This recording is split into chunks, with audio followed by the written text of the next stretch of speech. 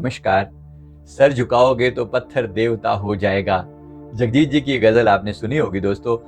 ये विश्वास का खेल है। अगर परमात्मा पर आप भरोसा करते हैं तो परमात्मा भी अपने भरोसे की इस बात की जो है मर्यादा रखते हैं और आपका भरोसा जो है वो कायम रखने की कोशिश करते हैं। तो भरोसा जो है, आस्था जो है, ये बड़ा अंदरूनी खेल है, बड़ा गहरी चीज है।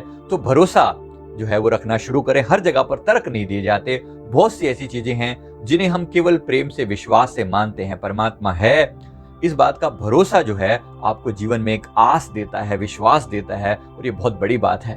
और जिनका भरोसा है तो भगवान भी अपने भक्त के भरोसे की रक्षा करते हैं।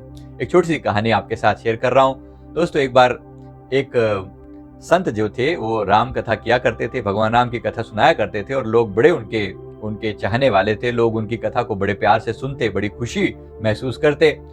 और एक वकील भी वहां पर आया करते थे। अब वो ये कथा जब भी स्टार्ट करते तो कथा के शुरू में आप जैसे सभी जानते हैं कि आप अगर भगवान राम की कथा हो तो हनुमान जी जरूर आते हैं, ऐसा हम सबका विश्वास भी है, उन संत जी का भी विश्वास था।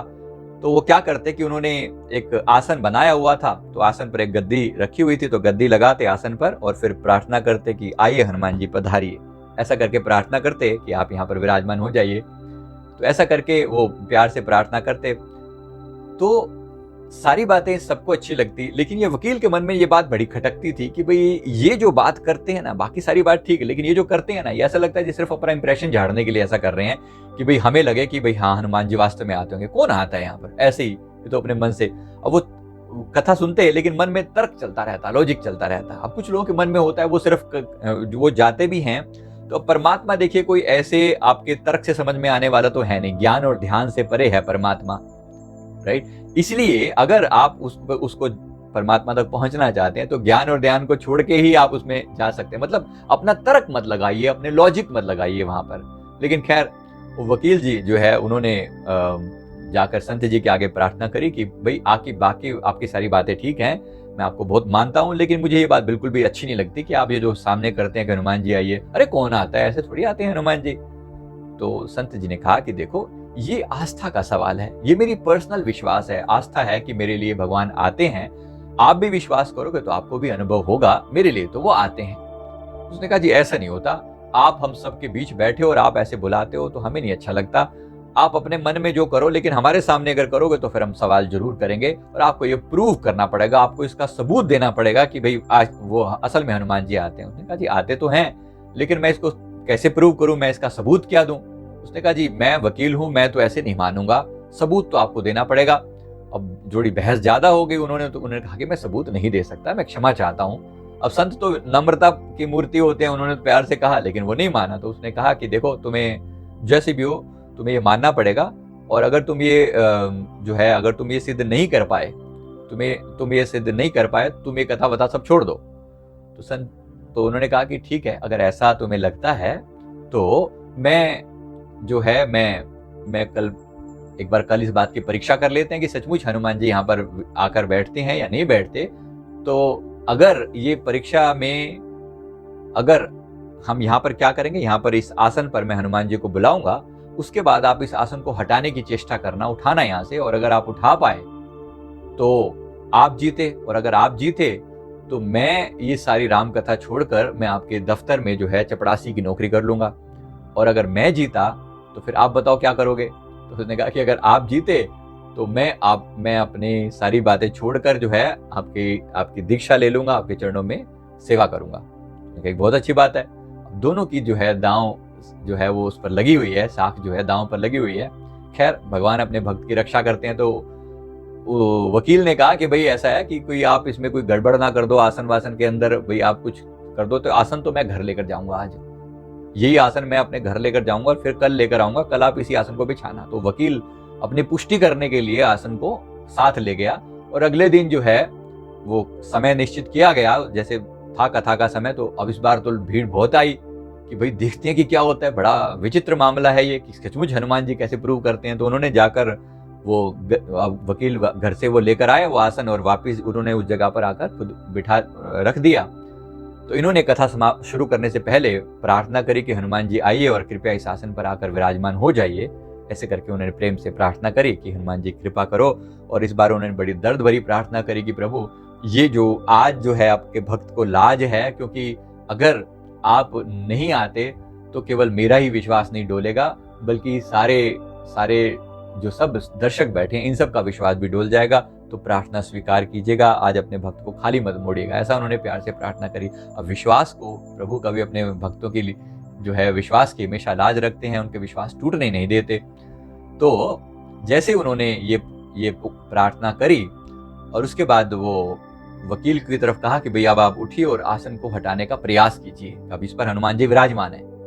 तो उसने वकील ने ऐसे नॉर्मली उठा और उसने आसन को ऐसे पकड़ के खींचने की कोशिश करी, लेकिन मजाल है कि आसन खींचना तो दूर, इस व्यक्ति का हाथ जो है, वकील का हाथ पहुंचे ही ना आसन तक, मतलब वो टच ही नहीं कर पाया, छू ही नहीं पाया। उसने 1 बार 2 बार 3 बार प्रयास किया और अंत में जो है वो पैरों में गिर पड़ा संत के और कहा कि मुझे माफ कर दो, मैंने आपकी परीक्षा लेने के लिए इतना कुछ किया, तो मैं क्षमा चाहता हूँ और मैं हनुमान जी से प्रार्थना करता हूँ कि आपने को भी इतना कष्ट लेना पड़ा, मुझे माफ करो। तो ये कहकर जो है उसने उस दिन जो है हनुमान जी का एक चमत्कार देखा और भगवान का आस्था का जो चमत्कार उसने देखा और सर झुकाकर जो है उनकी शिष्य बन गया, स्वीकार किया। कहने का भाव ये कि आस्था पर प्रश्न ना करें, पहली बात, लेकिन जब परमात्मा पर आपको भरोसा होता है तो ये बात प्रेम की है और विश्वास की है, और जो विश्वास करता है उसके लिए भगवान सदा मौजूद हैं, और जो विश्वास नहीं करता उसके लिए सामने भी आकर खड़े हो जाएं, भगवान खुद आकर पे कहेंगे ना कि मैं भगवान हूं, तो जिसको विश्वास ही नहीं है तो वो उनके स्वरूप पर भी वो उंगली उठा सकता है, तर्क देता रह जाएगा। इस तरह के बहुत सारे दिव्य अनुभव हमें होते हैं, हमारी आत्मा का अनुभव भी बहुत बार कई लोगों को होता है, लेकिन लोग सवाल ही खड़े करते रहते हैं और बहुत सारे जीवन के सौंदर्य से वो चूक जाते हैं, खूबसूरती से चूक जाते हैं। तो हर चीज पर सवाल नहीं खड़ा किया जा सकता। उदाहरण के लिए आप इस बात पर तो सवाल कर सकते हैं कि भाई जो हनुमान जी वहां पर हैं या नहीं है। आपके शरीर में दर्द है, क्या आपको पता है कि दर्द मौजूद है? आप कहेंगे कि हाँ बिल्कुल है। हम कहेंगे कि जरा निकाल कर दिखाओ दर्द है, तो कहेंगे दिखा तो नहीं सकते। ऐसी अनेक चीजें हैं जो आप दिखा नहीं सकते लेकिन मौजूद हैं।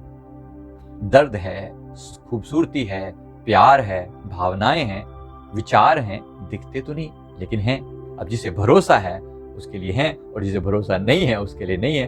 तो विश्वास बनाकर रखें, प्यार बनाकर रखें। जिनके मन विश्वास है सदा प्रभु है संग, लाख काल झक मारही कभी ना होवे चित भंग। इसका अर्थ है कि जिसके मन में विश्वास है परमात्मा सदा उनके साथ है। तो मन में एक भरोसा रखकर चले। मैं एक एक्सपेरिमेंट कई बार करता हूं, मैं कहता हूं एक दिन के लिए, केवल एक दिन के लिए आप सुबह से शाम तक ये भरोसा मन में लेकर चलना कि आज मैं मानूंगा कि कण कण में भगवान है। ऐसा मैं मानूंगा, जितनी देर मैं मान सकता हूं जरूर मानूंगा, पूरा विश्वास रखूंगा और फिर देखता हूं क्या होता है। और आप पाएंगे कि इतने लोगों को ये एहसास होता है दिन में कि सचमुच जब आप मानना शुरू करते हो तो आपको कण कण में, हर एक व्यक्ति में, हर एक वस्तु में आपको भगवान की प्रेजेंस फील होती है, डिविनिटी का एहसास होता है, दिव्यता से भरपूर हो जाता है। भगवान कोई मैं व्यक्ति के रूप में नहीं कह रहा हूँ, एक बार फिर समझा दूं बात को। इसका मतलब मैं ये नहीं कह रहा हूँ कि भाई भगवान श्री कृष्ण बांसुरी लेकर खड़े हुए हैं, कोई बंदा आ रहा है और मुझे दिख रहा है कि उसके अंदर श्री कृष्ण खड़े हुए हैं, ऐसा जरूरी नहीं है। मेरे मन में भरोसा है कि हर एक के अंदर वो डिविनिटी मौजूद है, उस दिव्यता को मैं नमस्कार करता हूं। तो बस इसी तरीके से, इसी भाव से ही परमात्मा का बोध हमारे भीतर होता है। तो ऐसा आप भी जरा करके देखें और अपने एक्सपीरियंस हमारे साथ जरूर शेयर करें। मैं उम्मीद करता हूँ ये वीडियो आपको जरूर अच्छा लगा होगा। वीडियो को लाइक करें, कमेंट करें, हमारे चैनल को जरूर सब्सक्राइब करें। Thank you very much. Thank you.